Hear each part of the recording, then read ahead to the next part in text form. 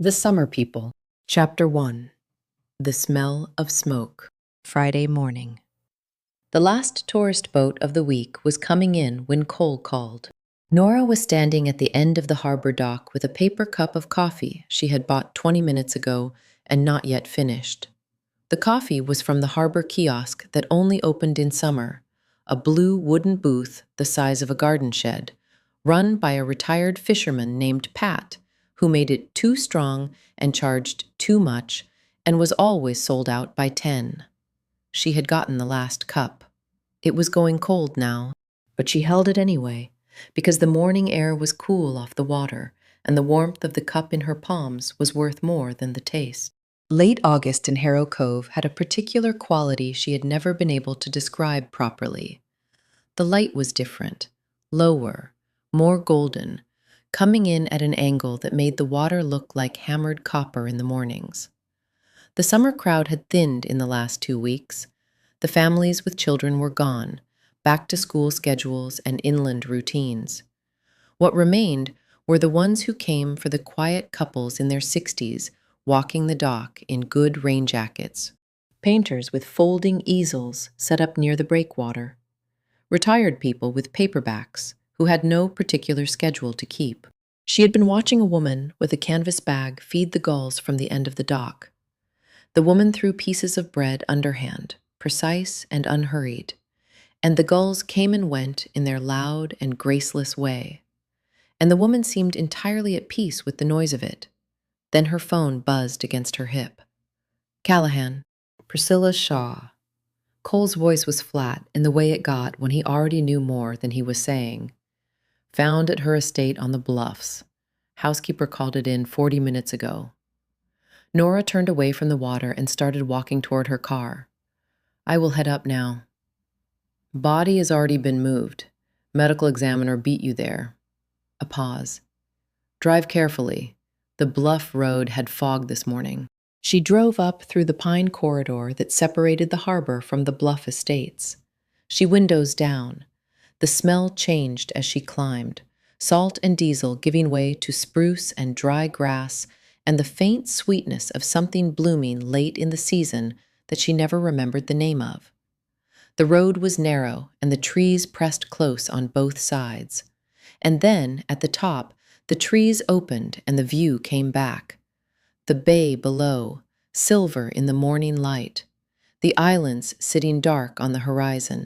The Shaw estate sat at the end of a long gravel drive, white clapboard, black shutters, a wide porch that ran the length of the front face, the kind of house that had been expensive for so long it no longer needed to announce it.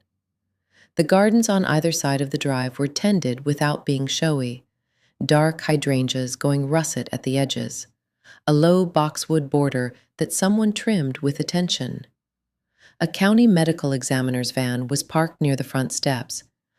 A woman was sitting on the steps themselves, hands folded in her lap, back very straight, watching Nora pull in. She did not stand up. She did not look away. Nora got out and walked toward her. The gravel was thick and well kept, topped up regularly. Her shoes sounded loud in it. Lydia Vance. Yes. The woman's voice was steady, not strained. 60 or so, gray hair pulled back with 2 pins, wearing a pale blue cardigan over a dark work dress. The cardigan looked like it had been put on quickly, one button slightly misaligned. Her hands in her lap were motionless. I called it in. I found her at 7. I will need to speak with you properly in the moment. Is it all right if I go inside first? Lydia nodded once. She looked back at the drive and then at her hands. The front door was unlocked. Nora pulled on gloves and stepped inside.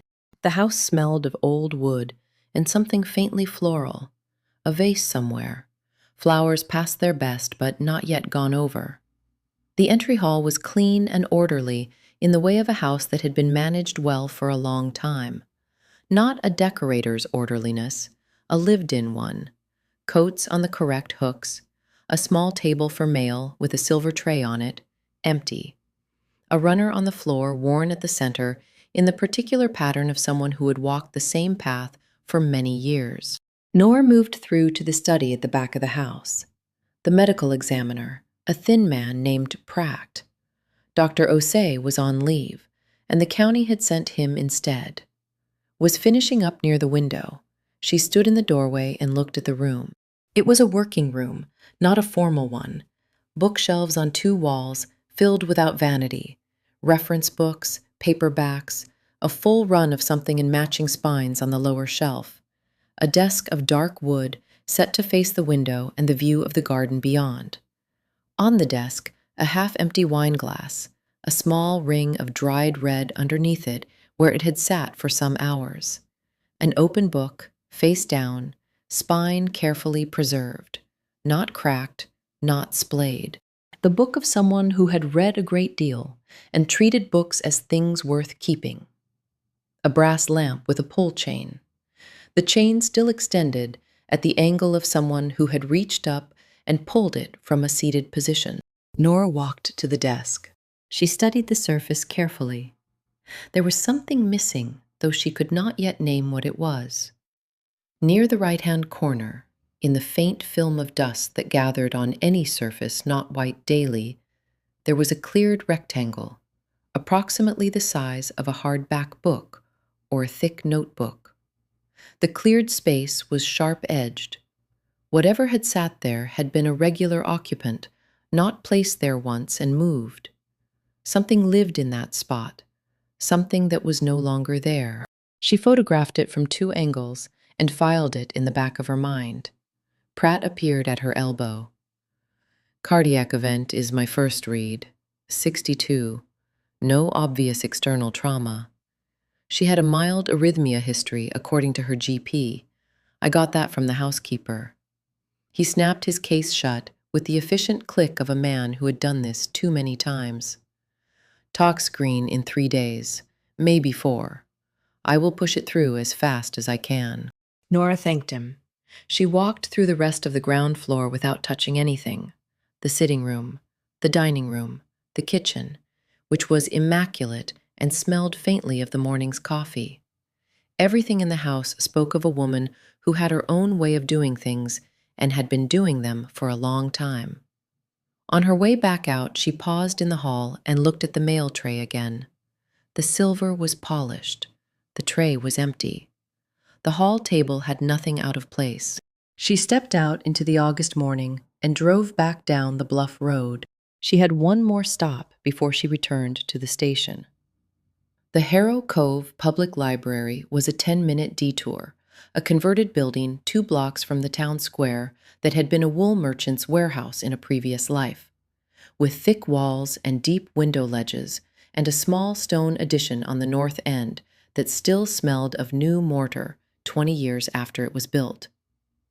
By the door of the addition, there was a brass dedication plaque, dark with age at the lettering. Nora stopped and read it, as she always did without meaning to, in gratitude for the generosity of Priscilla Shaw, who believed that a town's library was the measure of its character. Inside, the librarian was at his desk behind the main counter.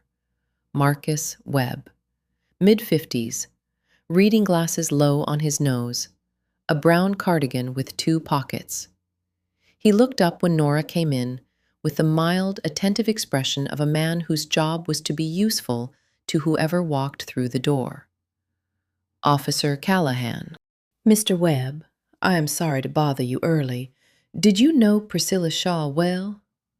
Something moved across his face, not dramatic, just the careful settling of a person receiving news they had not yet received, but somehow half expected. Of course, everyone in town knew Priscilla. She was a significant patron of this library. He took off his glasses and set them on the desk. Has something happened? She passed away this morning. We are doing routine follow-up. Nora kept her voice even, conversational. Had she been in recently? Any involvement with library programs? She came in last week to discuss the fall lecture series. He folded his hands on the desk. She was very engaged. She had specific ideas about the speakers and the format. It was a productive conversation. How did she seem? A small pause. As she always did. Purposeful. Focused. He met Nora's gaze with the steady cooperative expression of a man who was answering exactly the question asked. She was not a woman who came in without a reason. Nora held his gaze for a moment, calm and precise and helpful, not uneasy, not overeager, just present. She was turning to leave when she noticed it.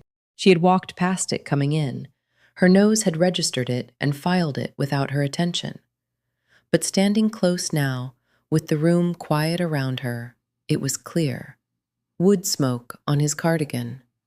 The particular fine, dry smell of paper burning in a fireplace. Not a campfire or a wood stove.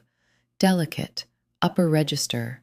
Easy to miss if you were not the kind of person who noticed the smell of things. It was August, 9 in the morning, the day already warming. No one lit a fire at 9 in the morning in the middle of August. She did not say anything. She nodded to Webb and walked back out into the morning. She sat in her car at the library curb for a moment before starting the engine. Through the glass, she could see Marcus Webb putting his reading glasses back on, returning to whatever he had been doing. A cleared rectangle on a desk where something had lived. The smell of smoke on a cardigan in August. She started the car and drove. Chapter 2. What She Wrote. Lydia Vance made tea without being asked. Nora had called ahead from the car, and by the time she turned back up the gravel drive of the Shaw estate at 10:30, Lydia was already in the kitchen. The kettle was on the stove, 2 cups were set out on the table with their saucers, a small ceramic pot of sugar between them, and a plate of shortbread that Lydia had clearly put out from habit rather than hospitality. The kind of thing a woman does in a difficult moment because her hands need something to do. Nora came in through the back door, which Lydia had left open. The kitchen was warm and smelled of the tea already steeping, and underneath it, the faint ghost of whatever had been cooked for breakfast that morning. A clean kitchen, well organized, the counters wiped and the dish rack empty. Everything in it spoke of a woman who had been managing this house for so long that the management had become invisible. Not effort anymore, just the natural order of things. Lydia brought the teapot to the table and sat down across from Nora. She poured for both of them without asking how Nora took it, which turned out to be correct. Black, no sugar. And Nora thought that was the kind of attention that came from 15 years of watching people. "How long did you work for Mrs. Shaw?" Nora asked. "Since her husband died, 1998. Lydia wrapped both hands around her cup. Her hands were capable-looking, the hands of someone who had worked with them for a long time. She needed someone who could manage the house properly, the gardens, the household accounts, the correspondence. She was not. She paused, choosing the word carefully. She did not like disorder, in any form. "Can you tell me what she was like? As a person?" Lydia looked at her cup for a moment. She was not stalling. She was thinking in the way of someone who wanted to be accurate. "Sharp," she said. "That is the first word." She noticed everything. If something was moved 2 inches on a shelf, she would see it. If a bill was $1 off, she would find it. A pause. Generous. When it mattered to her, she gave money quietly. She did not care for plaques or naming ceremonies, though she accepted them when it would have been rude to refuse. She gave because she thought the thing deserved supporting, not because she wanted to be seen giving. Lydia picked up her cup and set it down again without drinking. She was exacting. She had high standards for herself, and she expected them of others. Some people found her cold because of it. She was not cold. She simply did not see the point of softening a truth that needed to be said plainly. She met Nora's eyes. She was not easy to love, but she was impossible to ignore. People who knew her well understood the difference. Nora thought about the study, the careful desk, the book face down with the spine preserved, the wine glass set on the wood without a coaster, a small detail that had not matched the rest of the room. Mrs. Shaw kept notebooks, Nora said. Can you tell me about that? Lydia looked at her steadily. You noticed. I noticed a cleared space on her desk. Something had sat there regularly. Lydia set her cup down. She kept one at all times, on her desk in the study, at the dining table if she was working there. Sometimes she carried a smaller one in her bag when she went out, but the main one stayed at the desk. She looked at her hands. She wrote in them constantly. Appointments, yes, but more than that, observations, notes about conversations she wanted to remember, things people said that she found significant. She had 12 of them on the shelf in the study going back 20 years. She never threw one away. Nora looked up from her notepad. Can I see the current one? Lydia stood, and Nora followed her through the hall to the study. The room was unchanged from the morning. The wine glass still on the desk, the book still open, the lamp chain still extended. The August light through the tall windows was fuller now, laying bright rectangles across the floor. Lydia went to the desk and stopped. She stood looking at the surface for a long moment, at the cleared rectangle near the right-hand corner where the dust had been pushed back in a clean edge. Her expression did not change dramatically, but something in her went very still. The stillness of a person who had expected to see something and found it gone.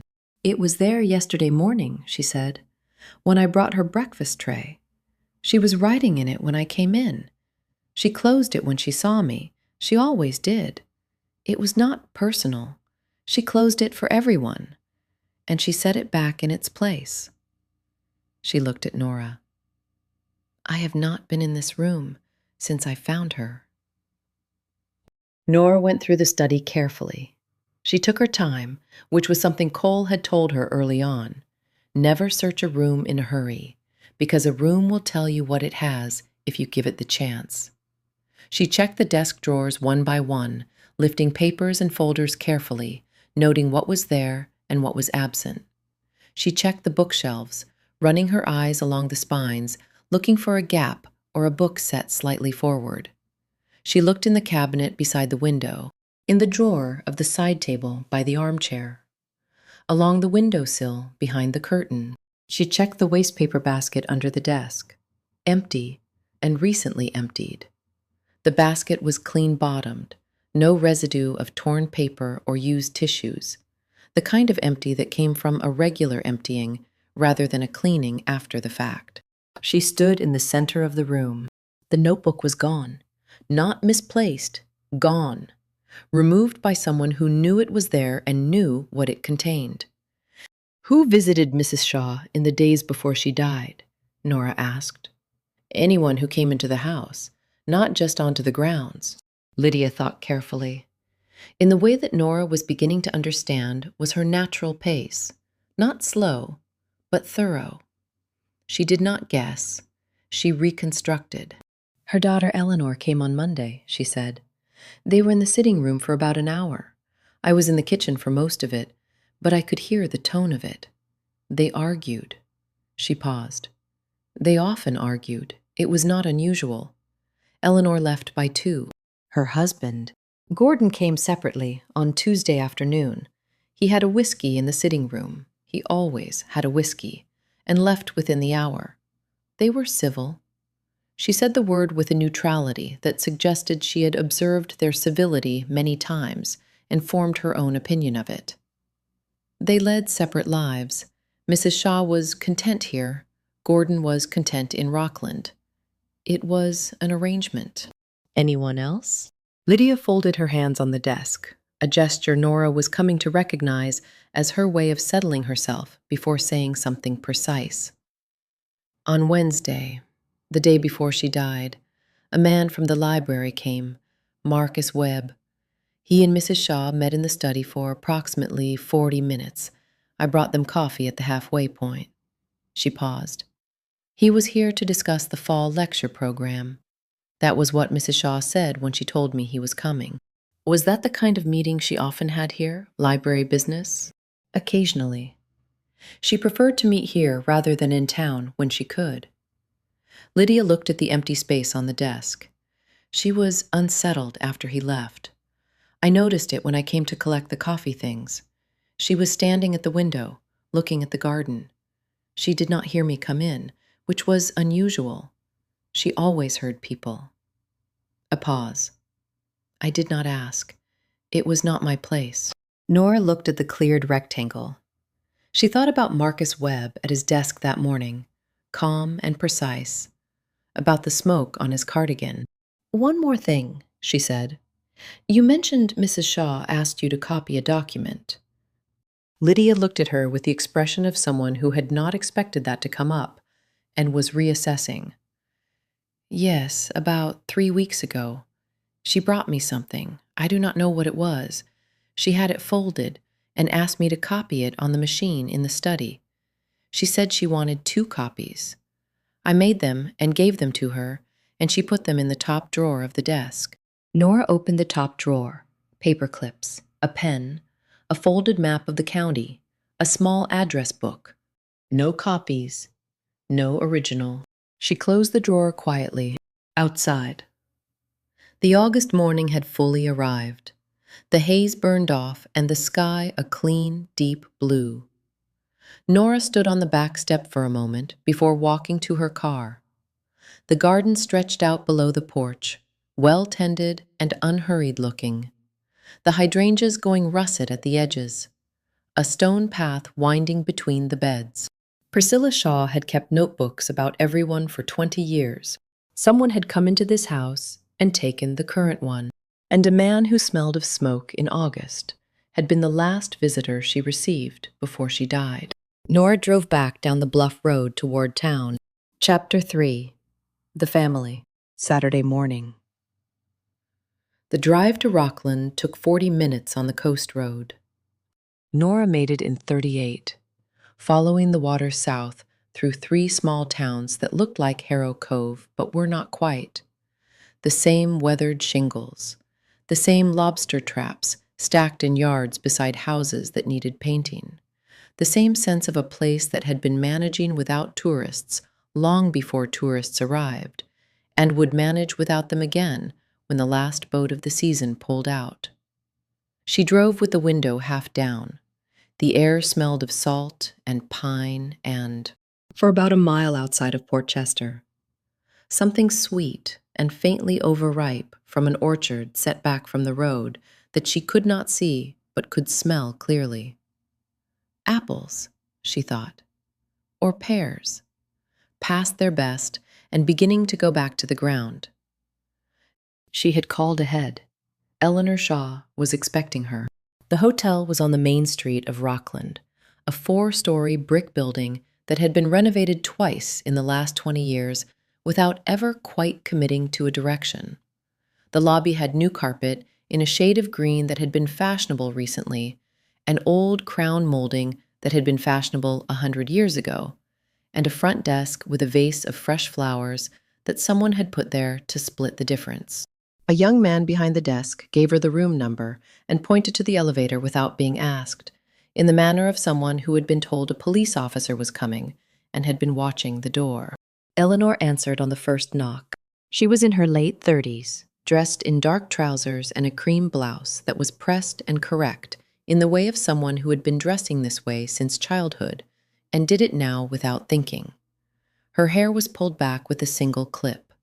The room behind her was a standard hotel room, made tidy by someone who could not tolerate disorder, even in temporary spaces. The bed made tight, despite housekeeping not having been through. A jacket hung on the back of the desk chair. A pair of shoes set parallel beside the wardrobe. A small overnight bag on the luggage rack, closed and latched. Her eyes were slightly red at the rims, not dramatically, the particular redness that came from crying the night before and sleeping poorly afterward, from the effort of composing her face before opening the door to a stranger. She would not cry now. Nora could see that clearly. "Come in." She stood aside. I already spoke to someone this morning. I have a few follow-up questions. I am sorry for your loss. Eleanor nodded once, the nod of someone who had already received condolences several times and was processing them efficiently, banking them somewhere to be felt later, in private, on her own terms. She sat on the edge of the bed and gestured at the armchair by the window without quite looking at it. Nora sat through the window behind Eleanor. The Rockland Harbor was visible, bigger than Harrow Cove's, more commercial, cranes and container equipment at the far end, the kind of harbor that worked for a living rather than being looked at. Your housekeeper mentioned you and your mother argued on Monday, Nora said. Eleanor's hands, which had been resting open on her knees, clenched briefly, then relaxed. Not a flinch, a controlled stillness. Lydia told you that? She mentioned the tone of it was audible. We argued regularly. Eleanor looked past Nora at the window. It was the nature of our relationship for as long as I can remember. She had strong opinions about how I managed my life. I had strong opinions about her having strong opinions about it. A small pause. It was not hostile. It was just how we were with each other. Some families are that way. Can you tell me what the argument on Monday was specifically about? Eleanor was quiet for a moment. She looked at her hands. She had good hands, long-fingered, no rings, the nails kept short and clean. The hands of someone who had once perhaps played piano or done something else that required precision. She turned them over once in her lap, then stilled them again. She had concerns about a debt I was carrying, she said, a significant one. She had looked into it without telling me. She would do that. She thought it was helping. She always thought it was helping. And she presented me with what she had found and offered to pay it off. A pause. I told her I did not want her help. I was not gracious about it. She was not gracious about my being ungracious. That was the argument. How significant a debt? Another pause, a fraction longer than the previous one. Enough to matter. Nora closed her notepad. One more thing, Miss Shaw. Eleanor looked up, wary. Your mother's housekeeper mentioned she kept notebooks, not just appointments, observations about people. I know. Did your mother ever write about you? Eleanor blinked. About me? About how you were as a child? What she noticed about you? What she thought of you? For a moment, Eleanor seemed genuinely lost. The controlled composure she had maintained throughout the interview flickered, just slightly. I do not know. She never said. Nora nodded. It was not a question Eleanor had expected. It was not a question most people would have thought to ask. Where were you Thursday evening, Miss Shaw? Here. In this hotel. Eleanor looked at the room around her, then back. I had dinner downstairs at 8:30. I charged it to the room. I came back up at 9:15, and I was here for the rest of the night. She met Nora's eyes. Alone. Nora thanked her. She took the stairs down rather than the elevator, 4 flights, the stairwell smelling of cleaning fluid and old carpet, and came out through a side door into the lobby. She found Gordon Shaw at the hotel bar. It was 12:20 in the afternoon. He was on a stool at the near end of the bar with a glass of something amber in front of him. Bourbon, she thought, from the color and the way it sat in the glass. He had the settled posture of a man for whom the working day was already a memory. And for Gordon Shaw, that was true more often than not. Mid-60s, silver-haired, with the particular deep tan of someone who spent a great deal of time outdoors in a recreational rather than occupational way. Golf. Probably. His shirt was a pale blue Oxford, open at the collar. The kind of shirt that cost more than it looked like it cost. He looked up when she crossed the lobby and smiled. It was the smile that struck her first. Not a grieving smile, not the careful, managed expression of someone working to present themselves correctly. just a smile, easy and reflexive. The smile of a man who smiled at women who walked toward him and did not think about it. He had been doing it for 40 years, and it had become as automatic as breathing. She sat down on the stool beside him. He turned toward her with the full, unhurried attention of a man with nothing pressing on his schedule. "You must be the officer," he said. "Eleanor said you would be coming around." "Mr. Shaw, I am sorry about your wife." "Thank you." He said it the way people said it when they had practiced it, or when the feeling it was supposed to carry had been exhausted some time ago. He picked up his glass and took a drink, and set it back down with the ease of a man entirely comfortable in a hotel bar at noon. "What can I do for you? I understand you and Mrs. Shaw had a separate living arrangement." "That is a fair way to put it." He turned the glass slowly on the bar, watching the light in the bourbon. Priscilla loved that house. She had lived in it for 30 years, and she had no interest in living anywhere else. "I find Rockland more convenient. I have business interests here, people I need to see regularly. We had dinner when she came to town. I stayed at the estate when I came to Harrow Cove." He lifted one shoulder slightly. "It worked for us. We were past the age for drama." "When did you last see her?" "Tuesday afternoon. I drove up and we had a drink in the sitting room." He looked at the bar top. "We talked about her garden, I think a book she was reading. Nothing consequential." He looked up. "I was back in Rockland by 7. How did she seem to you?" He considered this. She watched him consider it. The slight pause, the eyes going briefly unfocused in the way of someone who was either actually trying to remember or performing the act of trying. She could not yet tell which.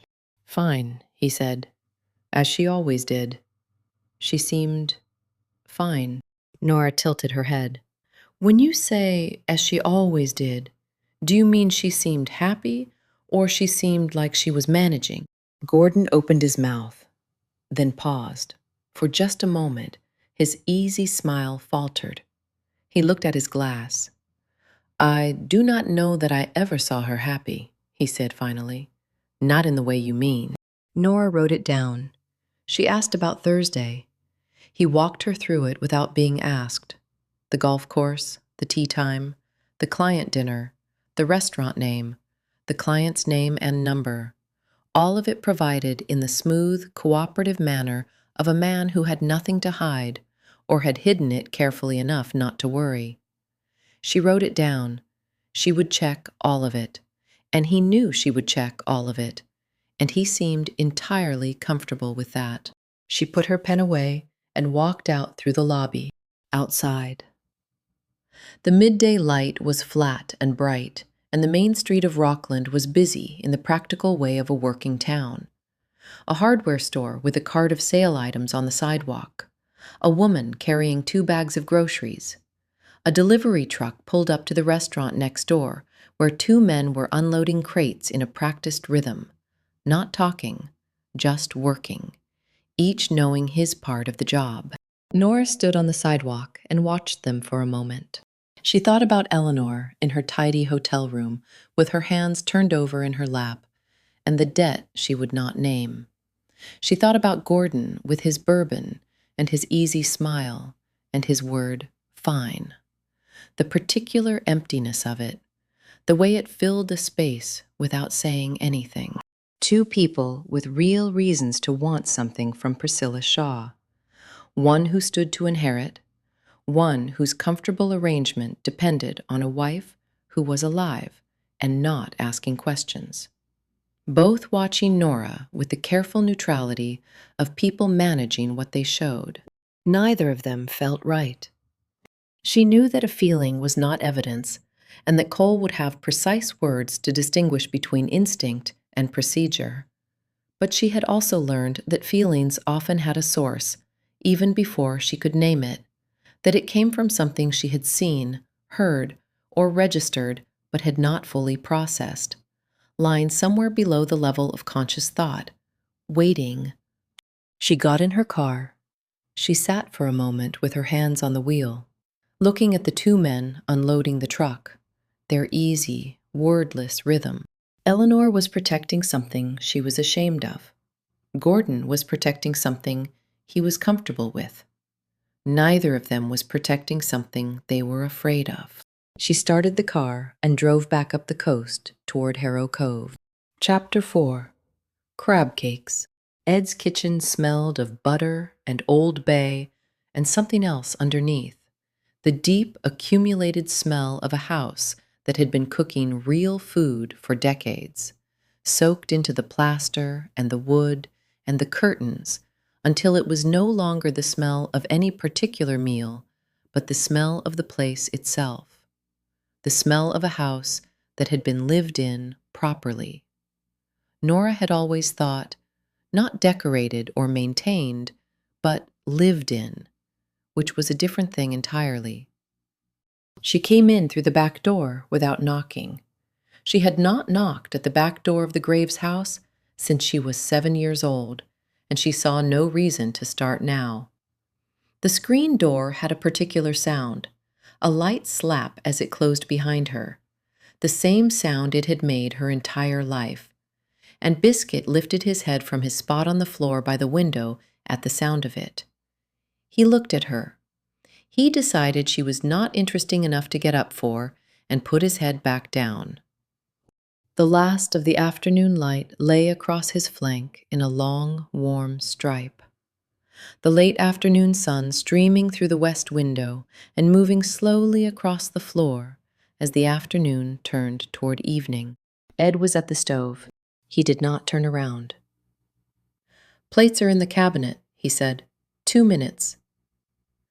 Nora got 2 plates from the second shelf, where they had always been, and 2 forks from the drawer and set them on the table. She poured herself a glass of water from the tap and sat down. The kitchen table was the same table it had always been.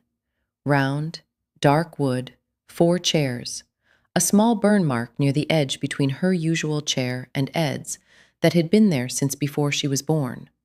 She had asked about it many times as a child. Ed had never explained it. She had stopped asking when she was 12, which was around the time she understood that some things in the Graves house were not going to be explained, and that this was not a problem.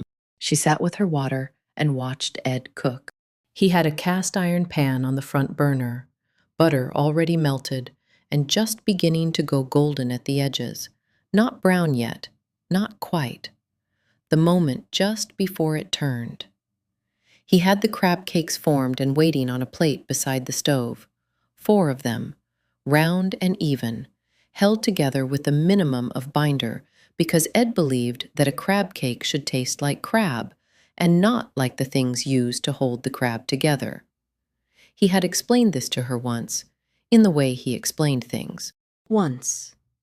Completely. Without repeating himself. He laid the first 2 into the pan with a care that looked like no care at all, the way skilled people did things. The butter hissed and settled around them. He did not press them down. He did not adjust the heat. He stood with the spatula loosely in one hand and watched them, and the kitchen filled with the smell of the butter going properly golden, and underneath it the sweet salt smell of the crab. After 3 minutes, she had timed it once, years ago, out of curiosity. He slid the spatula under the first one and lifted its edge to check the color. A deep, even gold. He flipped them both in one clean motion, no hesitation, and the pan hissed again, and the smell deepened. He laid the other 2 in beside them and repeated the process. The loose hold on the spatula, the still attention, the waiting. Nora sat at the table and said nothing, and found, as she often did in this kitchen at this hour, that she did not need to. He brought the pan to the table and served them both, 2 crab cakes each, a wedge of lemon on the side that she had not seen him cut, but which appeared nonetheless. He sat down, unfolded his napkin across his knee, and picked up his fork. Nora told him about the day. She told it the way she had learned to tell things to Ed, which was not organized by category or timeline, but by what seemed important, what had stayed with her, what had lodged somewhere in her thinking and not moved. She told him about the drive up the bluff road and the smell of the air changing from salt to spruce, about the estate and the study and the careful desk and the wine glass without a coaster, which had struck her as wrong in a room where everything else was right, about the cleared rectangle in the dust and the brass plaque by the library door that she always stopped to read. She told him about Lydia making tea without being asked, and the 15 years in that kitchen, and the way she had described Priscilla Shaw. Not easy to love, impossible to ignore. In the careful, considered voice of a woman who had been thinking about how to say it accurately for a long time. About the missing notebook and the missing copies, and the way Lydia had gone very still when she looked at the empty space on the desk. The stillness of someone who had expected to see something and found it gone. She told him about Eleanor in her tidy hotel room, the bed made tight, the shoes set parallel, the way her hands had clenched briefly when Nora mentioned the argument, about the debt she would not name, the way she had looked at her own hands when she said it, not at Nora, at her hands, the way people looked at something they could hold still while everything else moved. She told him about Gordon at the bar at noon, with his bourbon and his easy smile and his word fine, the particular emptiness of it, the way it sat in the conversation like a placeholder for something that had never been there. Ed listened through all of it. He ate without hurrying. He did not interrupt, and he did not look up with the expression of someone waiting for their turn. He was simply present in the way he had always been present, which was completely. When she finished, she said, "Neither of them feels right." Ed cut his crab cake with the side of his fork. "Why not?" Nora was quiet. She turned her water glass on the table, watching the light move through it. When she finally spoke, her voice was slower, less certain. "They are both hiding something," she said at last. "But what they are hiding is personal. It belongs to them. It is not this." "How can you tell the difference?" She looked at the table, the wood grain of it, the familiar dark surface, the small burn mark near the edge. She had looked at this table her entire life. Eleanor was protecting something she was ashamed of. Gordon was protecting something he was comfortable with. She paused. Neither of them was protecting something they were afraid of. Fear looks different. It sits differently in a person. Ed looked at her then, briefly, with the expression she had learned over many years to recognize, the one that meant she had said something worth saying. He did not remark on it. He picked up his fork again.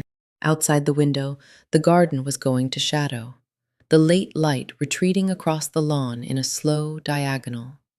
The hydrangeas along the back wall had gone dark. They had been blue in July and were russet now, the color of the season turning. A robin landed on the garden wall, stood there for a moment, looking at something in the grass, with the absolute concentration of a small creature that lives by attention, and then flew off. Biscuit shifted in his sleep and settled again.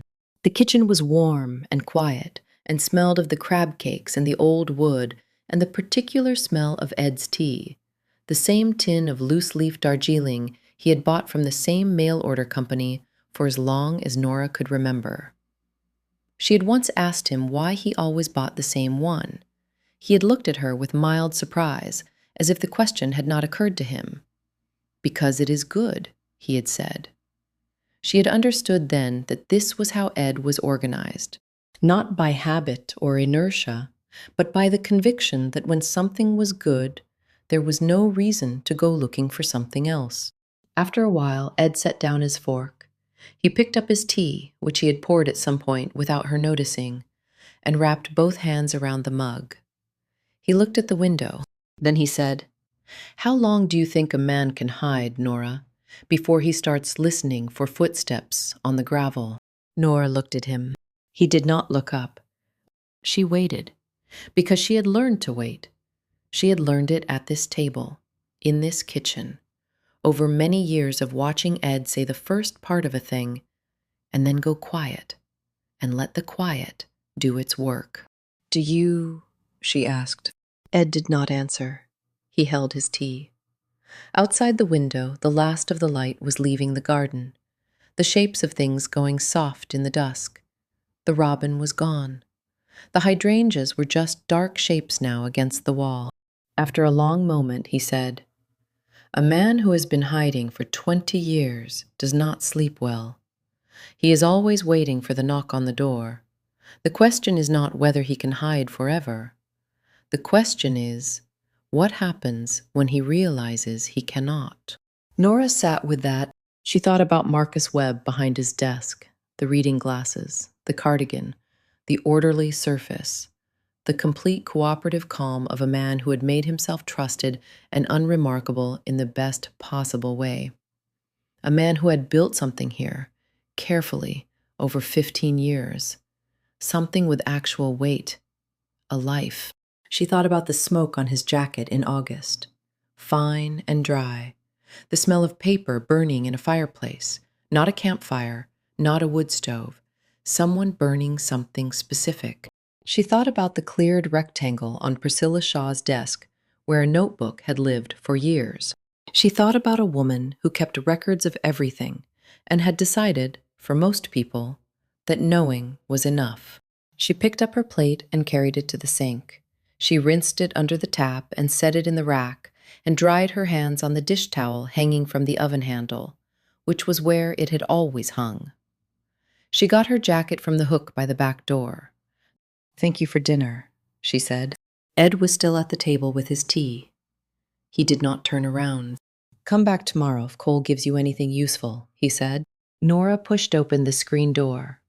The evening air came in cool and smelled of the garden, grass and the last of the summer flowers, and underneath it the first faint edge of autumn. Not quite there yet, but coming. The screen door slapped behind her. Biscuit did not stir. She sat in her car in the drive for a moment before starting the engine. Through the kitchen window, she could see Ed at the table, both hands around his mug, looking at nothing in particular, in the way he sometimes sat in the evenings when she had gone and left him with his thoughts. She started the car and pulled out onto the road.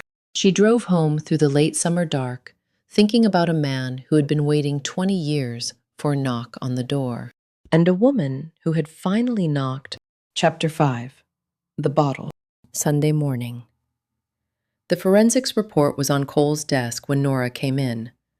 She read it standing up, which was a habit Cole had tried to break in her early on.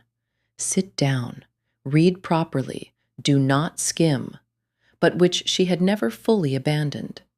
She read better on her feet. She did not know why. She had stopped trying to explain it to Cole, and Cole had stopped trying to change it, which was the kind of accommodation that developed between two people who worked together long enough. Digitalis. Cardiac glycoside, naturally derived, present in elevated concentration in Priscilla Shaw's bloodstream. The language of the report was careful and technical, and she read it twice to make sure she had understood it correctly. Enough to trigger arrhythmia in a woman with a pre-existing heart condition. The medical examiner had flagged it as inconsistent with any therapeutic dosage. Priscilla Shaw had no prescription for any digitalis compound, no cardiac medication of any kind beyond a low-dose blood pressure pill she had been taking for 6 years. Cole was at the window with his coffee, looking at the harbor. He did not turn around while she read. "Wine glass tested positive as well," he said. When she reached the bottom of the second page, Nora looked up. The bottle. Not from her cellar. He turned around then. Different label. Her cellar inventory is logged. Her housekeeper keeps a record of every bottle that comes in and goes out. This label does not appear anywhere in the log. It was brought in by a visitor. Nora set the report down on the desk. She thought about the study, the half-empty wine glass on the corner of the desk, the small ring of dried red beneath it. An ordinary thing in an ordinary room. The kind of thing you did not look at twice. She drank it without knowing.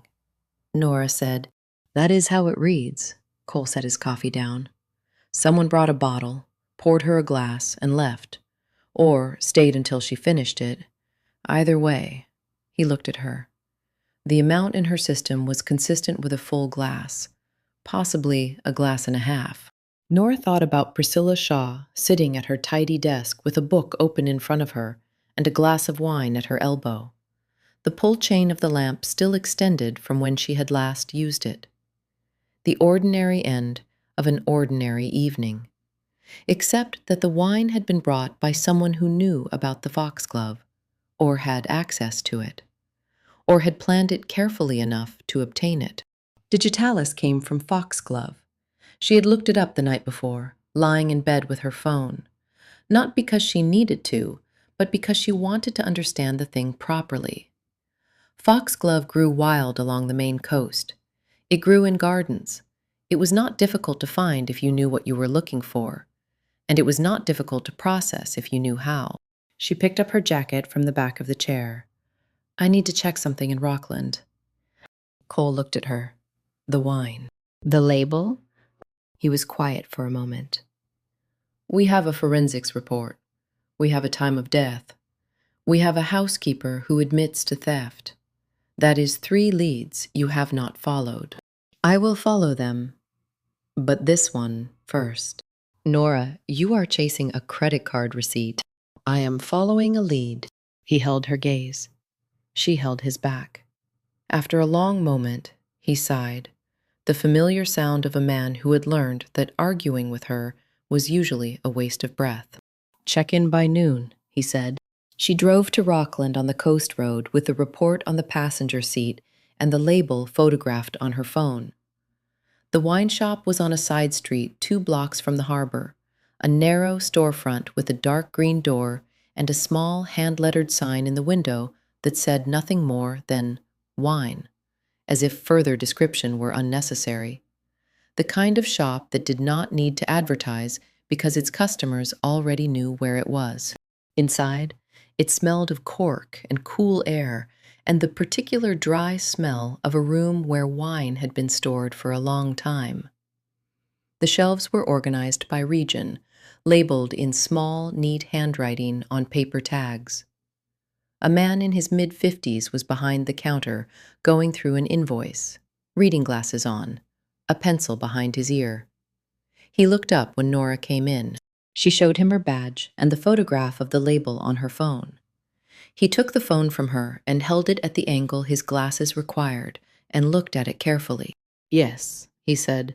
"We carry that one." He set the phone on the counter and turned to his computer, a small, older model tucked beside the register. "It is not common. We sell 2 or 3 bottles a month, sometimes less." He typed with 2 fingers, slowly and accurately, the way of someone who had learned to type late in life and had made their peace with it. "When was the purchase?" "Approximately 3 days ago." He scrolled. He stopped. He turned the screen toward her without being asked, in the manner of a man who understood what a police officer needed without needing it spelled out. "A credit card purchase." The date was 3 days ago, a Wednesday, at 11:17 in the morning. 1 bottle of the label in the photograph. The name on the card was Marcus Webb. Nora looked at the screen. She looked at it for what was probably 10 seconds, but felt longer. The name sitting there in the small, plain font of a point-of-sale system. Unremarkable. The way names looked when they were part of an ordinary transaction, which this had been. A man buying a bottle of wine on a Wednesday morning. Nothing remarkable about it, except that the bottle had ended up in a dead woman's kitchen with digitalis in it. She took a photograph of the screen. She thanked the owner, properly this time, looking at him, and walked back out to the street. She sat in her car with the door closed and the windows up. Outside on the side street, a woman walked past with a small dog on a lead. The dog, stopping to investigate something at the base of a parking meter with the total absorption of a creature for whom the world was made entirely of smells. The woman waited without impatience, looking at her phone. Nora looked at the photograph on her own phone. The name, the date, the bottle. Marcus Webb had purchased a bottle of the wine that killed Priscilla Shaw. He had visited her 2 days before she died and sat in her study for 40 minutes. He had smoke on his jacket in August at 9 in the morning. Priscilla's notebook was gone, and whatever document she had copied 3 weeks ago was gone.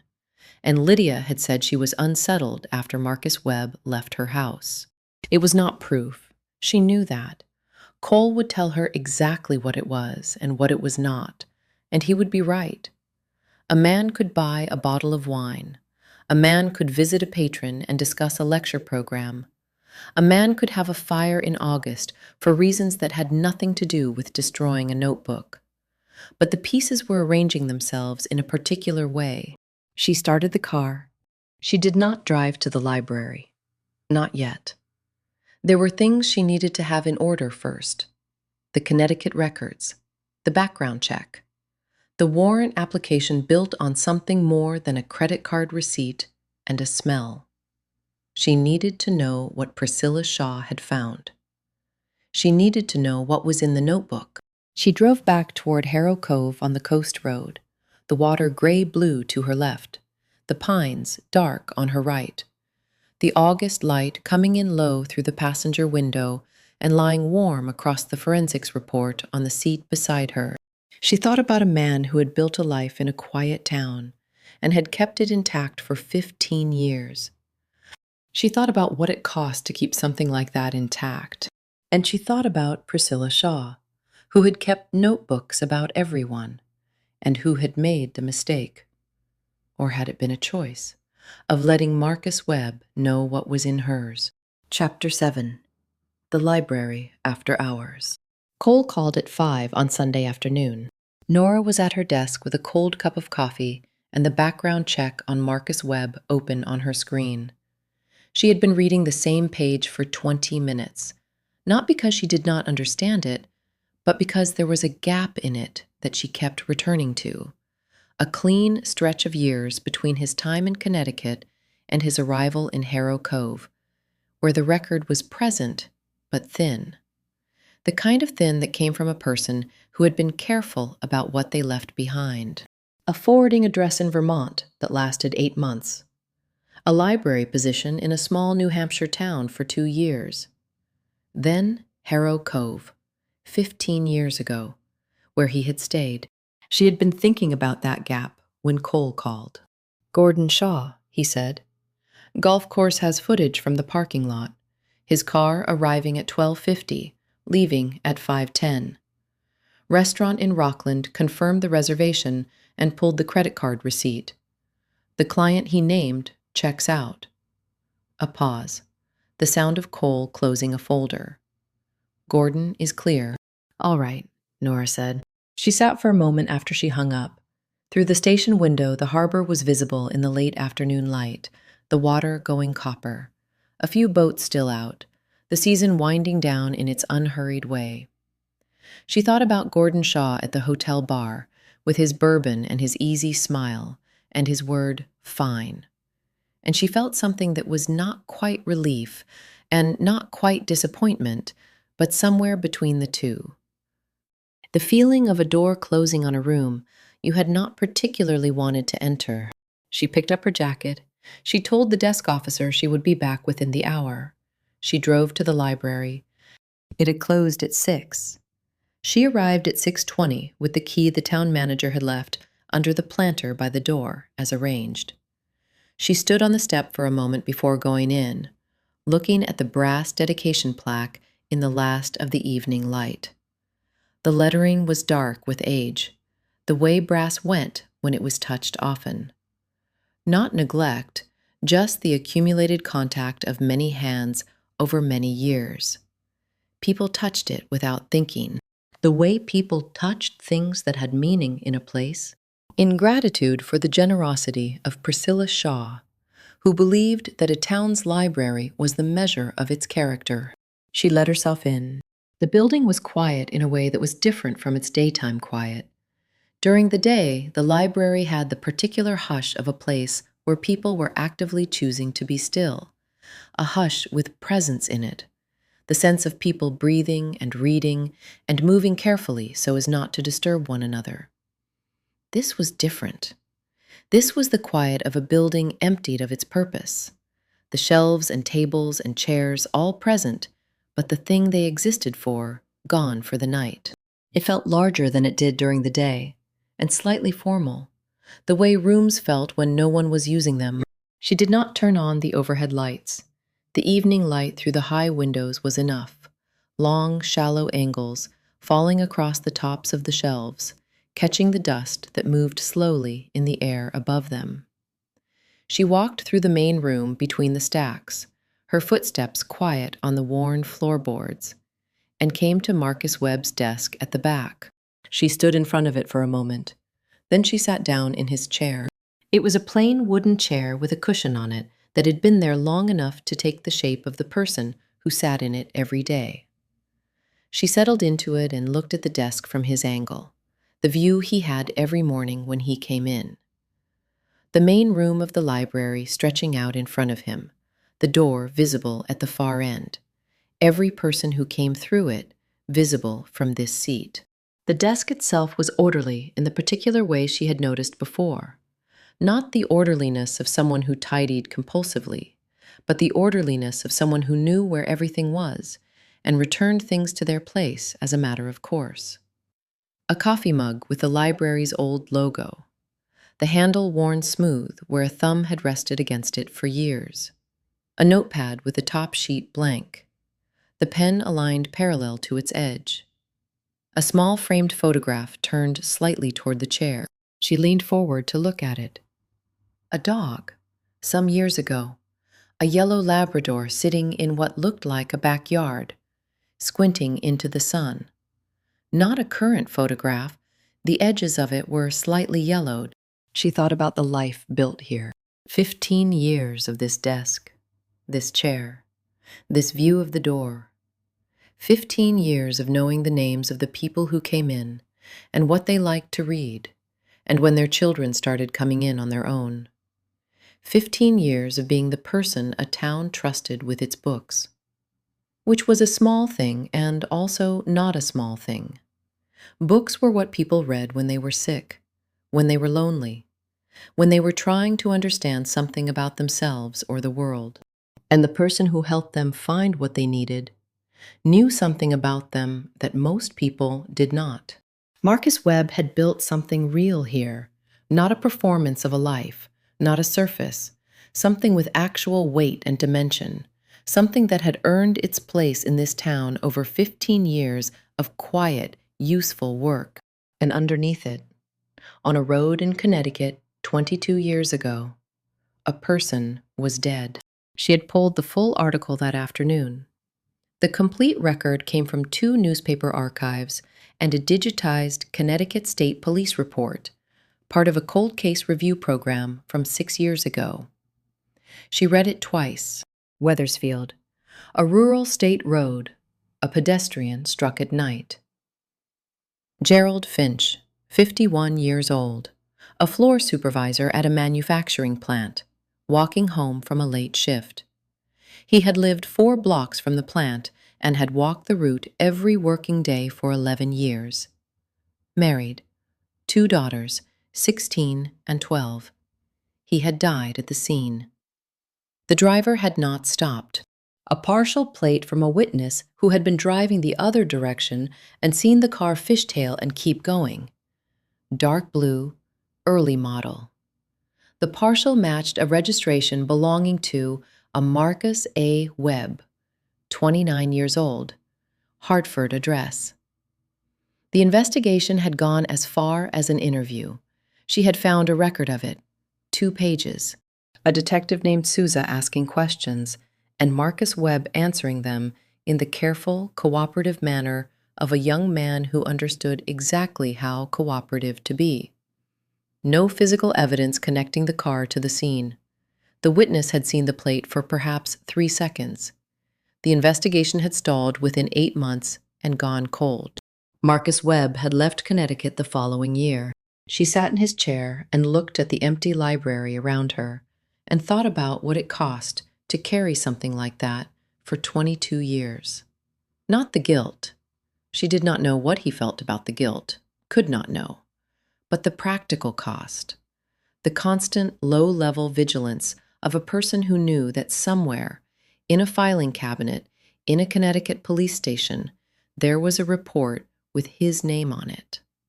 The way every conversation had a small second layer to it, a part of him always listening for a particular kind of question. The way you could never fully settle, never fully trust that the life you had built was solid, because you knew what it was built on. He had come close. 15 years in one place was as close as a person like that could come. She picked up her phone and called Ed. He answered on the third ring. She could hear the kitchen behind him, the small sounds of the house, a chair, the particular acoustic of that room. He was so close, she said. He almost made it. Ed waited, but he could not stop looking over his shoulder. No, Ed said. He could not. She sat for a moment with the phone in her hand after he hung up. The library was very quiet around her. The evening light through the high windows had gone from gold to a pale gray blue, the last of it, the day nearly done. The shapes of the shelves in that light looked like something from an older time, the books on them dark and patient. She thought about Priscilla Shaw sitting in her study with her notebook open, writing down what she had found. She did not know yet what words had survived the fire, because she had not yet served the warrant, had not yet stood in Marcus Webb's cold fireplace and found them. But she knew the shape of what she was looking for, the outline of it. Connecticut, 22 years ago, a name that had never been brought to justice. She was building toward that. She could feel the shape of it. She pulled her notepad from her jacket pocket and opened it to a fresh page. She wrote Marcus Webb's name at the top. Below it she wrote, wine bottle, smoke, notebook, Connecticut, Wethersfield, 2002. She looked at the list. Then she began writing the warrant application in the quiet library in the last of the evening light, with the books around her and the empty chair across the desk where Marcus Webb would sit tomorrow morning, arriving at 8:30 as he always did, opening the library as he always did, sitting down at this desk and looking at the door and waiting, as he had been waiting for 22 years, for a knock that he knew, somewhere beneath everything he had built, was eventually going to come. Chapter 8. 15 years. She went to the estate in the morning before she drove to the station. Monday morning. The Bluff Road was clear at 7:30. The fog that had been sitting on the coast for 3 days finally lifted, and the drive up through the pines had a different quality than it had had all week. Sharper, more defined. The trees distinct against a sky that was actually blue for the first time since the previous Thursday. The gravel drive of the Shaw estate was wet from the overnight dew, darkened in the ruts where the tires had packed it down over many years of the same vehicles making the same approach. Lydia Vance answered the door before Nora knocked. She had heard the car on the gravel. Nora understood. 15 years in this house.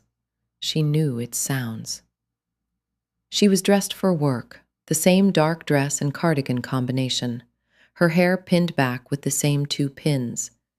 She looked at Nora on the step, and something in her face shifted slightly. A small preparatory adjustment.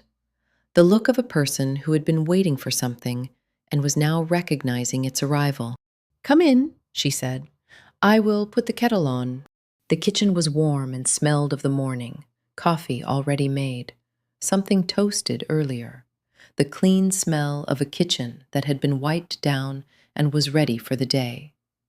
Lydia moved to the stove with the practiced efficiency of a woman in her own domain, filling the kettle, setting it on the burner, getting the cups from the cabinet she had opened 10,000 times.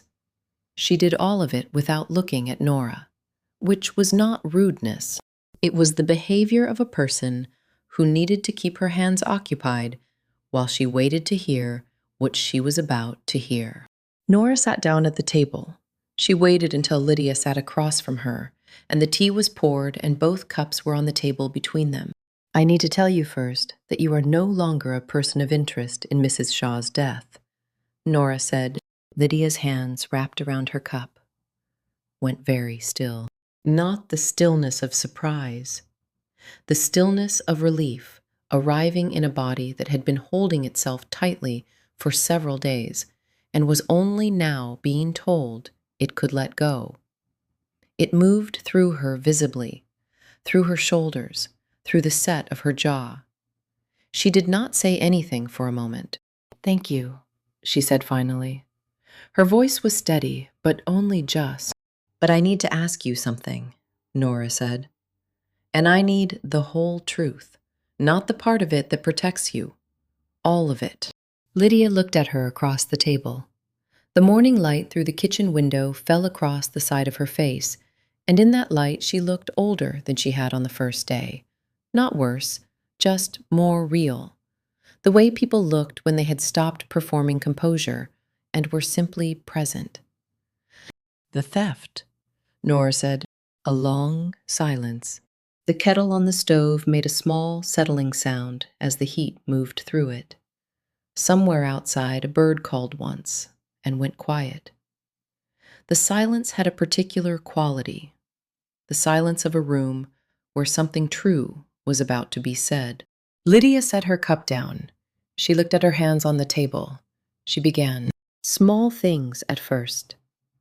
She said it without drama, in the flat, careful voice of a person who had decided to be accurate rather than to manage the impression she was making. A cashmere cardigan from the upstairs closet, 3 winters ago. A pale gray one that Mrs. Shaw had not worn in 2 years, and that Lydia had told herself would not be missed. It had not been missed. Or, if it had been, nothing was said. And so the second time was easier. Not because Lydia had become a different person between the first time and the second, but because the first time had not produced consequences. And the absence of consequences was its own kind of permission. A set of guest towels, Irish linen, from the linen press on the landing. A small silver picture frame from the spare room. The photograph removed and the frame placed on Lydia's own mantelpiece, where it had sat for 2 years in plain sight on the occasions when Mrs. Shaw had visited her cottage for tea. She had told herself she would return it. She had not returned it. Then cash, twice, from the envelope Mrs. Shaw kept in the kitchen drawer for grocery emergencies and household incidentals. $40 the first time, $60 the second. She had told herself both times that she would replace it before it was needed. She had replaced the first 40. She had not replaced the 60. Then the bracelet. Lydia stopped when she got to the bracelet. She was quiet for a moment, looking at her hands. It was gold and dark blue enamel, she said. Not the most valuable thing in the jewelry box. Mrs. Shaw had pieces worth considerably more. But it was particular. She had worn it when she was younger and had stopped wearing it, the way you stop wearing certain things. And I had always... She paused. I had always noticed it, since I first came to work here, the color of it. She looked up briefly and then back down.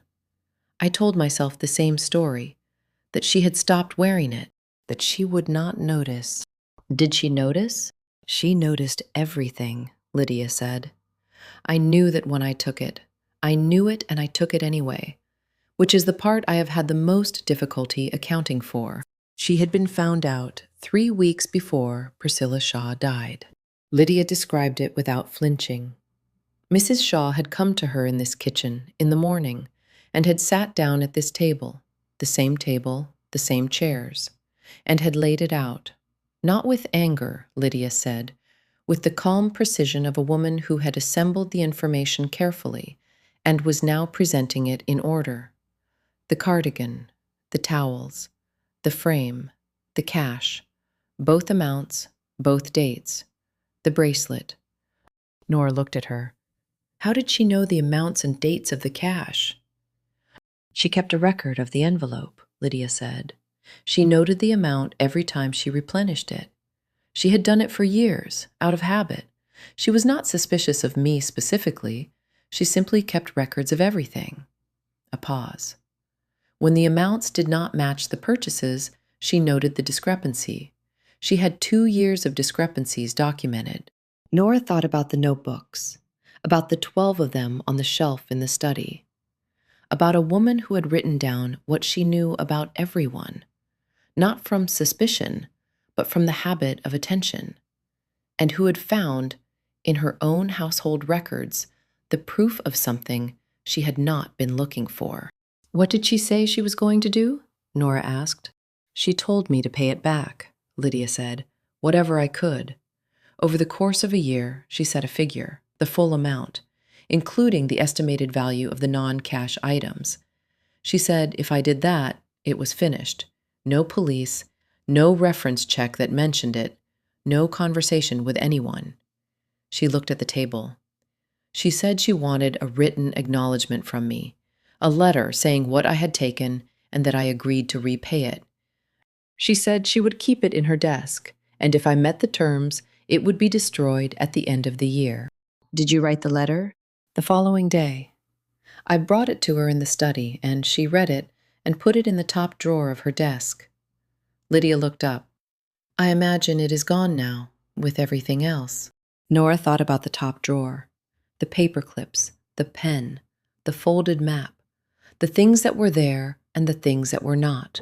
Why do you think she handled it that way? Nora asked. She could have gone to the police. She could have dismissed you. Lydia was quiet for a long moment. Outside the window, the garden was bright in the morning sun, the hydrangeas catching the light, the stone path between the beds still dark with dew. I asked her that, she said. I sat at this table and I asked her directly. She paused. She said she kept records of everything. She said she knew exactly who people were. And sometimes, Lydia's voice caught just slightly, and she stopped and steadied it. She said sometimes she decided that knowing was enough.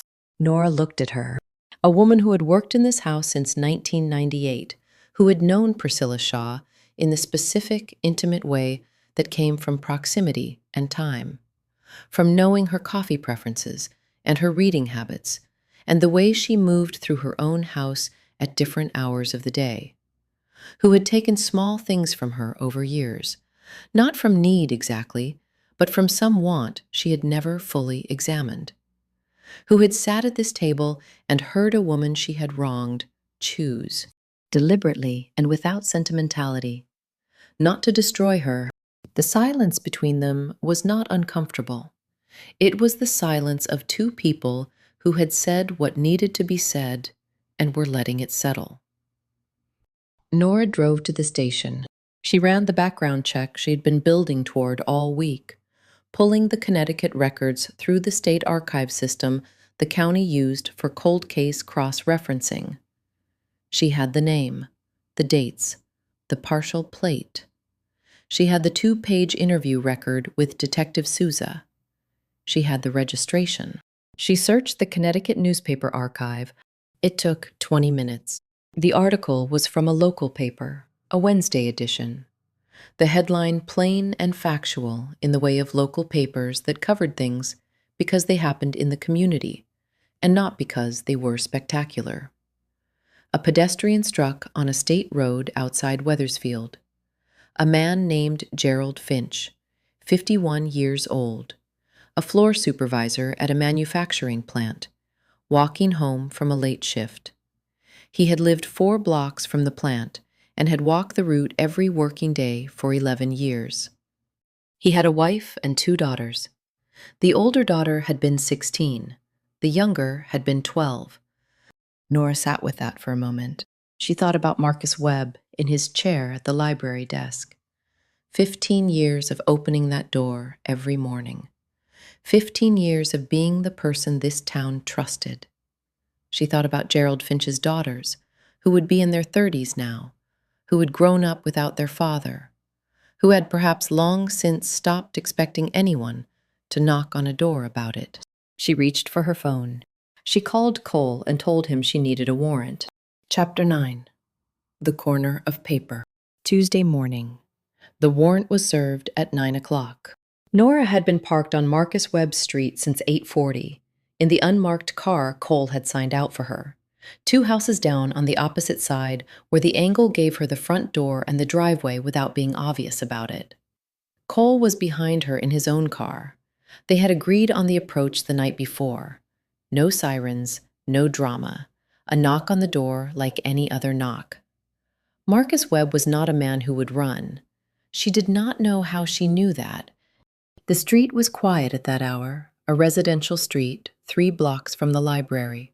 Modest houses set back from the road behind small front gardens.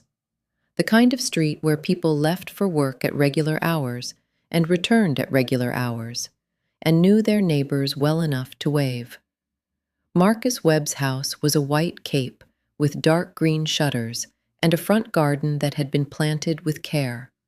Low perennials along the path, a climbing rose on the fence that had finished flowering for the season and was going to hips now, small and red along the canes.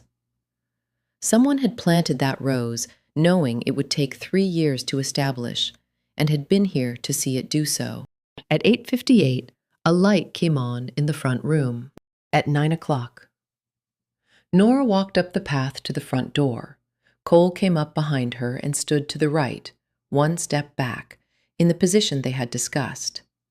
She could hear the morning around her, a car starting somewhere on the next street, a gull calling from the direction of the harbor, the particular ambient sound of a small town at the beginning of an ordinary day. She knocked. Footsteps inside, unhurried, the sound of a person who was not startled by a knock at their door, or who had decided not to be. The door opened. Marcus Webb was dressed. Dark trousers, a light blue shirt, the kind of clothes a man put on when he was going to work. He had not shaved yet, which told her he had not been awake long, or had been awake for a while doing something other than preparing to leave the house. He looked at Nora. He looked at Cole behind her. He looked at the folded warrant in Nora's hand. He read it carefully, holding it at the angle his reading glasses would have required if he had been wearing them. He took his time. His hands, holding the paper, were steady. He folded it and handed it back to her. "Come in," he said. He stood aside and held the door open, the gesture of a man receiving expected guests. Nora went in first. Cole followed and positioned himself near the entrance in the way they had agreed, present but not crowding, a witness and a block. The house was quiet and ordered in the same way his desk at the library was ordered, a place where things had known locations and were returned to them as a matter of course. Books on shelves by category, the categories logical and consistent in the way of a professional. A clean kitchen visible through the doorway at the end of the hall, the counter clear, a single coffee cup on the drying rack. A narrow table in the hall with a bowl for keys and a hook for the library's master key ring. The key ring hanging on it, ready for the day. A life prepared for its ordinary continuation. She moved through the hall to the sitting room, which was at the front of the house, the room where she had seen the light come on. It was a comfortable room, not a formal one, an armchair near the window with a side table and a reading lamp, a sofa, a low bookshelf along one wall that held things other than books, a small clock, a few framed photographs, a wooden box with a brass clasp. The morning light came through the front window and fell across the floor in a wide rectangle. And at the far end of the room, against the wall that faced the garden, the fireplace. It was a simple one, a modest iron firebox set into the wall with a painted wooden surround, the kind of fireplace that came with a house of this age and had been used over many winters and was part of the room in the way that permanent things became part of rooms over time. The grate was in place.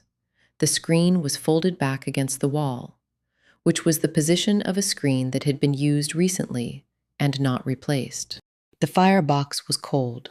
Nora crouched in front of it. She took out her flashlight and directed the beam into the firebox. The ash inside had been raked out, not cleanly, not professionally, but thoroughly enough, in the way of someone who had wanted the job done rather than done perfectly. Raked thin and spread, the ash gray and fine.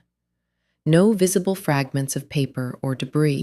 She moved the flashlight slowly from left to right across the floor of the firebox. In the far left corner, caught against the iron where the floor of the firebox met the back wall, there was something small. She would have missed it if the light had not caught the edge of it at the right angle. A faint difference in texture against the iron. A corner of paper, perhaps 2 inches by 2 inches, that had escaped the main body of the fire. It had not burned because it had been outside the heat's reach, pressed into the angle of the iron where the ash had settled against it and insulated it. She took an evidence bag from her jacket pocket. She worked the corner of paper free carefully with 2 fingers and sealed it in the bag. She stood up and held the bag to the light from the window. Priscilla Shaw's handwriting.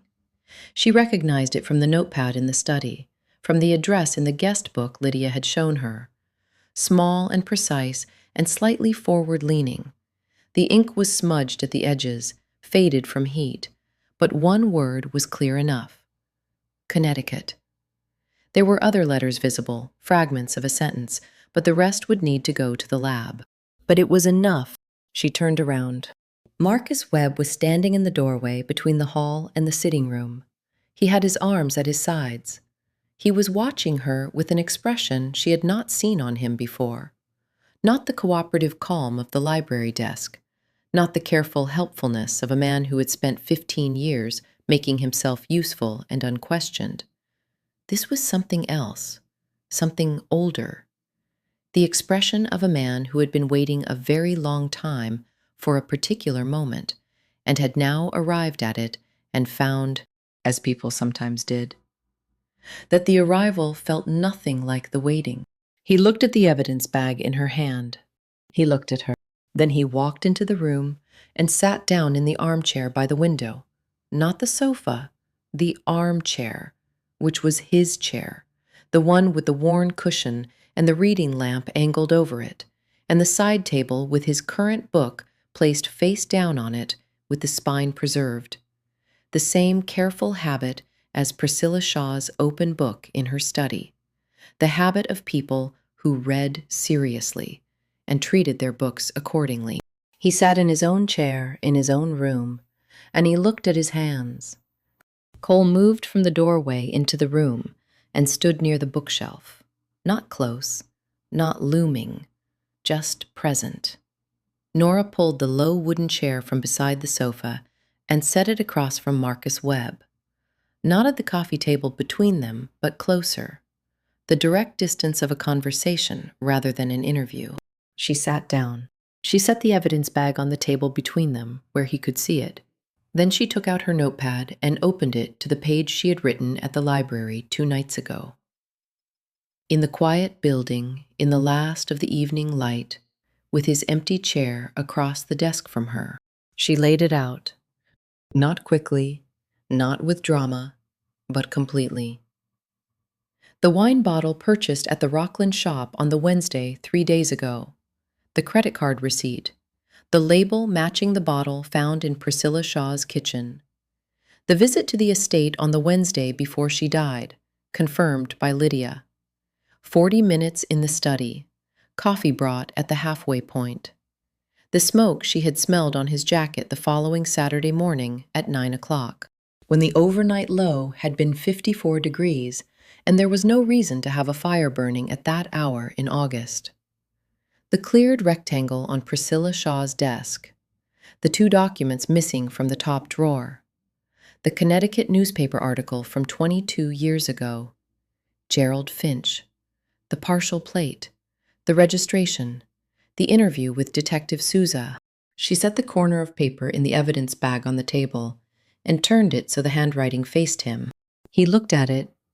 The morning light came through the window behind him, and the room was very still.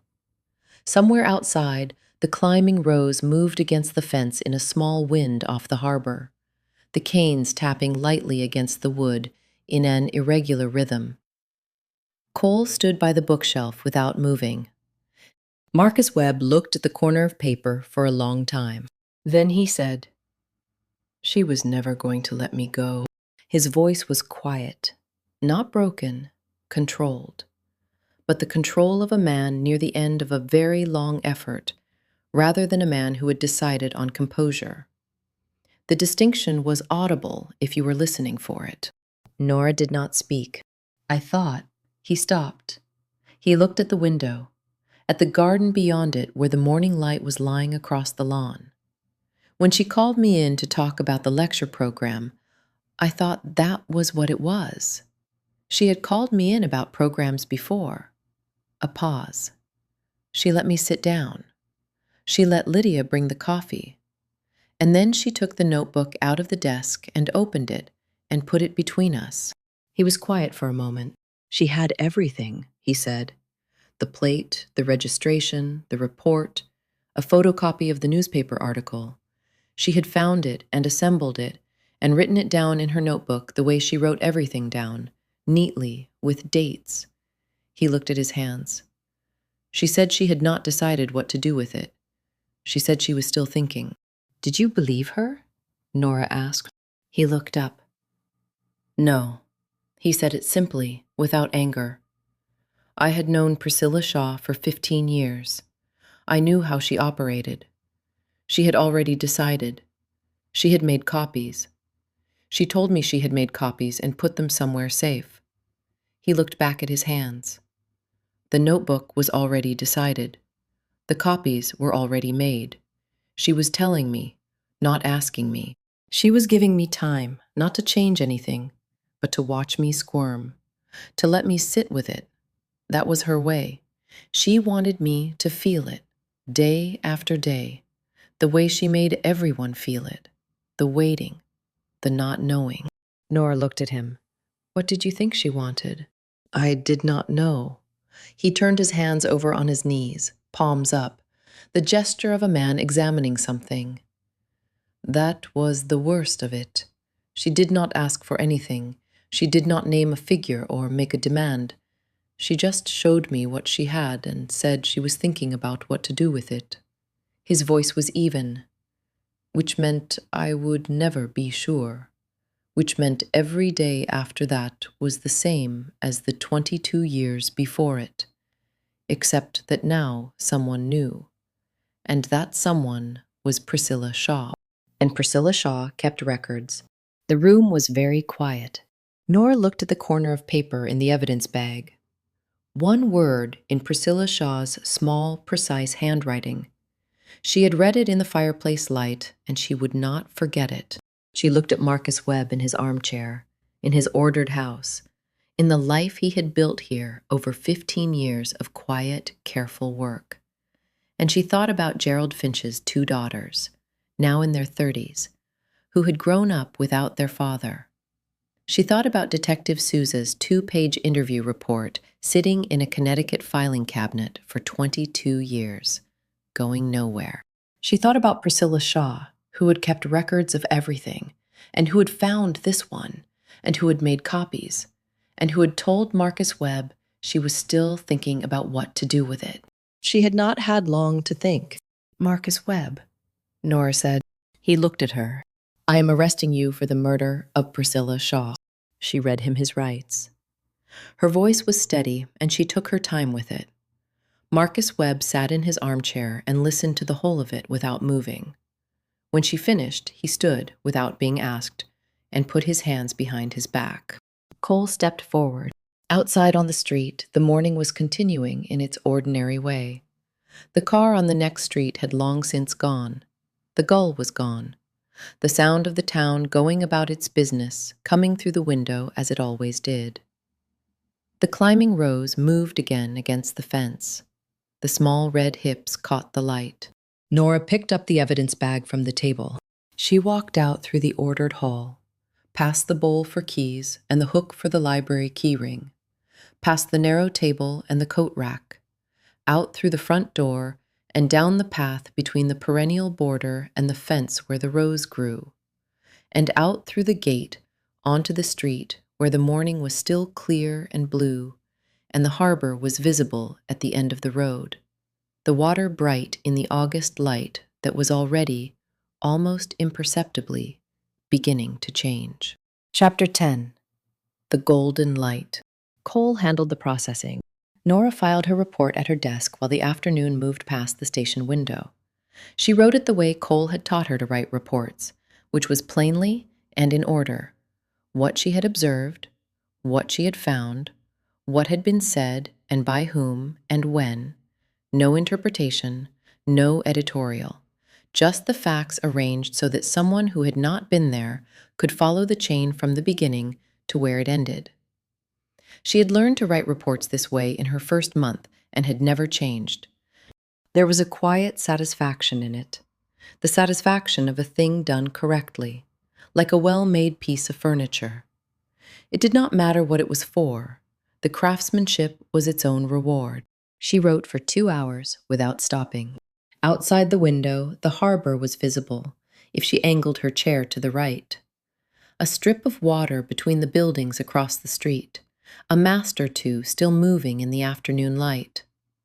The season was nearly over. The tourist boats had stopped running 3 days ago, and the harbor had settled back into its working self. The fishing boats and the lobster boats, and the occasional sailboat passing through. The rhythms of the place, reverting to what they were for 8 months of the year, when no one from away was watching. She read the report back once, made 2 small corrections, and filed it. She sat for a moment at her empty desk. She thought about Marcus Webb being processed at the county facility 30 miles up the coast. The paperwork, the holding cell, the phone call to whatever attorney he had or would be assigned.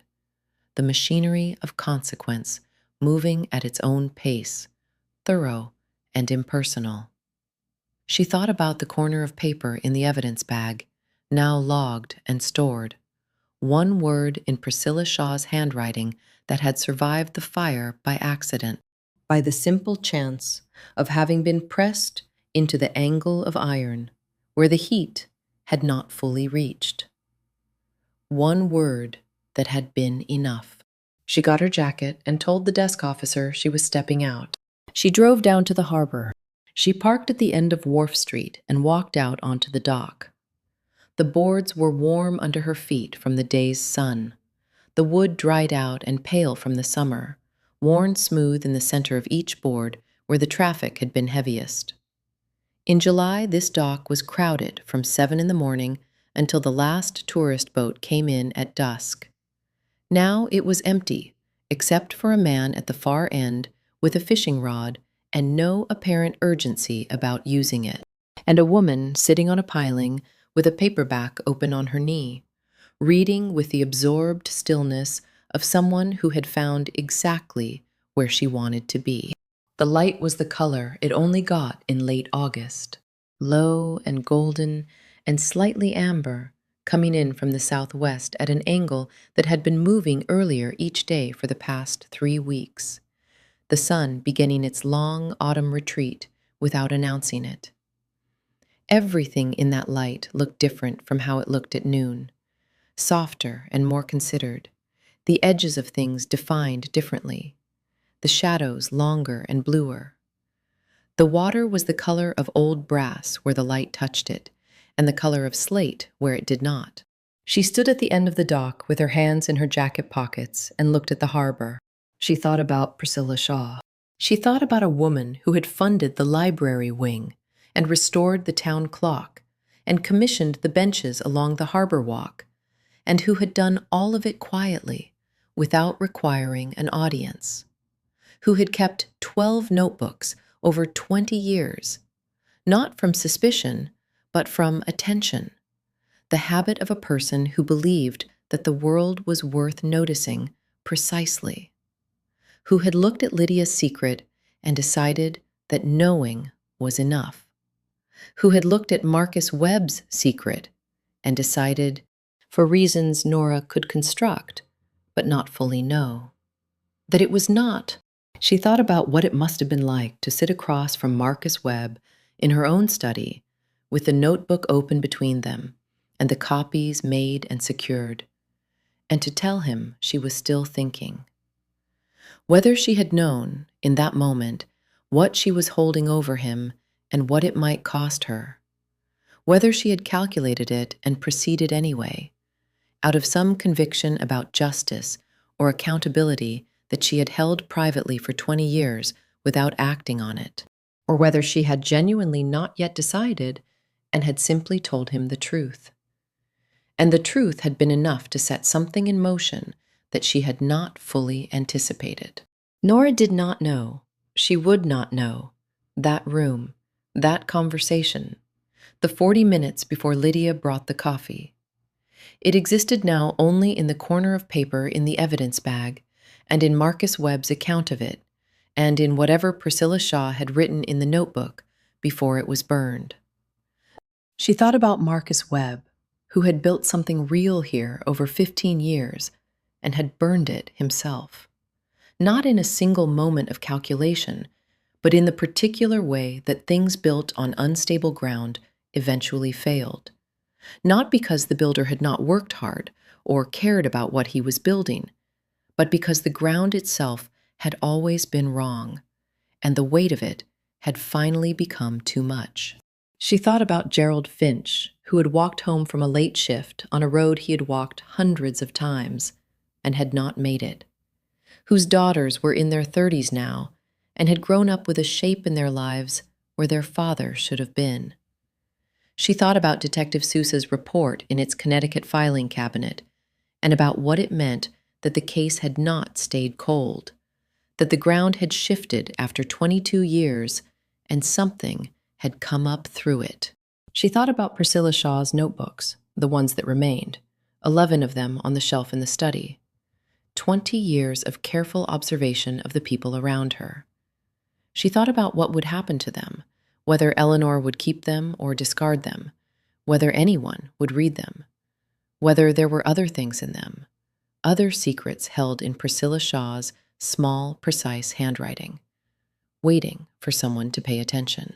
The man at the far end of the dock reeled in his line and cast it out again in a long, unhurried arc. The woman with the paperback turned a page without looking up. A pelican landed on a piling 30 feet out from where Nora stood, adjusted its wings with the dignified awkwardness of its kind, and sat. Nora pulled out her phone and called Ed. It rang twice. "It is done," she said. A pause. The sound of the Graves' kitchen behind him. The particular acoustic of that room. Something on the stove by the sound of it. "Come for dinner," he said. She drove to the Graves' house through the last of the golden light. The sun low now over the western tree line. The road through the pines going amber and then dimmer as she turned off the coast road and onto the lane. The garden was still green, but the edge was coming off it.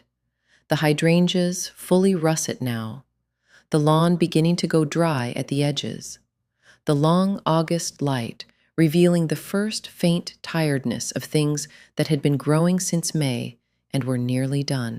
She parked and got out of the car. Biscuit met her at the back door. Not at the car, at the door, which meant he had heard her on the gravel and walked himself to the door and was waiting when she got there, which was a thing he did for no one else. He pressed his nose into her palm with the warm, deliberate weight of his affection, and she stood on the back step and held her hand against his head for a moment. Then he turned and walked back inside, and she followed him in. Ed was at the stove. The kitchen smelled of whatever he was making, something with onions and something with thyme. A good smell, a real smell, the smell of this kitchen that was threaded through her entire life, from the earliest thing she could remember to this moment, on this evening in late August, with the day finally done. He did not turn around. "Plates," he said. She got 2 plates from the second shelf and 2 forks from the drawer and set them on the table. She poured herself a glass of water and sat down in her chair. The burn mark on the table was where it had always been. The light through the window over the sink showed the garden going to shadow, the last of the day leaving it. The shapes of the hydrangeas against the back wall going soft and dark. Biscuit went to his corner and lay down in the way he had of lowering himself in stages, front end first, and settled with a long breath. She sat at the table and did not say anything, and did not need to. Ed brought the pan to the table and served them both. He sat down and unfolded his napkin and picked up his fork. The kitchen was warm and quiet, and outside the window the garden was dark now, fully dark, the last light gone. After a while he said, without looking up from his plate, "She found it in the notebooks." It was not a question. "Yes," Nora said. "And she told him?" "Yes." Ed was quiet for a moment. He set his fork down and picked up his tea, which had been on the table already, waiting for him in the way his tea always waited for him, in the mug he always used. The dark blue one with the chip on the handle that had been there for years. He wrapped both hands around it. "Do you think she knew what she was holding over him?" he asked. "Or did she just assume she had more time?" Nora looked at her plate. "I do not know. I think she knew, but I think she thought knowing was enough. She had done it with Lydia. She had done it with other people, probably. She had never been wrong before about how much someone would risk." Ed looked at the window. She miscalculated. Not harshly, not as a judgment, simply as an observation. The way he stated things that were true and did not require embellishment. Nora looked at her plate.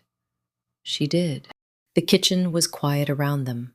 The garden was dark outside the window. Somewhere in the house, the old clock on the hallway shelf ticked the way it always had. The same clock that had been ticking in that hallway since before Nora was born, keeping time in this house through everything that had happened in it, through the people who had come and gone, and the seasons that had turned, and the dinners that had been cooked and eaten at this table. She ate her dinner. After a while she said, "Jamie, end of winter." Ed looked at her across the table. His expression was the same as it always was, calm, attentive, giving nothing away that he had not decided to give. But there was something underneath it this evening, something she recognized without being able to name it precisely, the way you recognized certain things about people you had known your entire life. "End of winter," he said. She nodded. She looked at her plate. End of winter. 4 months, maybe 5. She had not let herself think about it all week, not directly, not the way she let herself think about evidence and timelines. But sitting here, with the case closed and the kitchen warm around her, she let herself imagine it. Jamie, walking through that door, coming home. Outside the window, the garden was fully dark, and the first stars were visible above the tree line, faint and early, the late August sky not yet fully dark even at this hour. The season was ending. She could feel it in the air that came through the gap at the bottom of the window, the same gap that had been there for years, a coolness underneath the warmth of the kitchen, the first intimation of what was coming. She sat with it. She finished her dinner